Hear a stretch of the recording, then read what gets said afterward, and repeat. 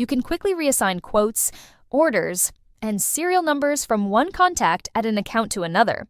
If we look at the others here, there are two people, John Doe and Joe Schultz. We go down to the tab area with quotes. Looks like John is responsible for one quote. He's responsible for a bunch of orders. Go to serial numbers. It's not filtered. And we'll go to the end. It looks like he's responsible for a total of 19 serial numbers, and we can confirm that by looking at the contact ID number, which is 601. And if we go back to the top, John Doe is in fact contact ID 601. In this instance, we're going to assume that John Doe is going to be semi-retiring, and he wants to transfer responsibility for all those items to his workmate, Joe Schultz. To do that, we first need to check the status of these individuals. We're looking at John. We'll click this command button, which is involved in transferring items. We'll click it. We have a prompt. Do you need to reassign important items? It's not an accounting force. It says the account has two contacts. The current contact, that's John Doe, has one quote. He has 6 orders, and he has 19 licenses. I'm going to click No.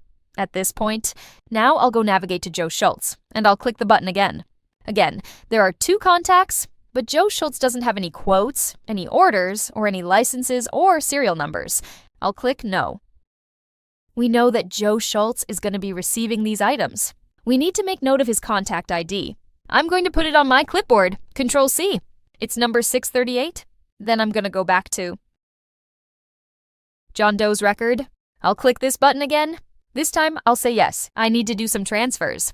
It's asking me to enter the contact ID for the person who's supposed to receive the quote records. That would be Joe Schultz. Control-V. He's contact number 638. I'll say okay. I get the same question for the orders that John Doe has. Again, Control-V. Puts Joe Schultz's contact ID number there. I'll click OK. Finally, for the licenses or serial numbers, Control-V, click OK. I get a confirmation that the transfer of all those items has completed. I'll click OK. Now to confirm that status, if I go back to John Doe and rerun that button, it says there's 2 contacts at the current account, but John has no quotes, no serial numbers, and no licenses. I'll click No. And if we navigate to Joe Schultz and rerun the function, it says he now has 1 quote, 6 orders, and 19 licenses.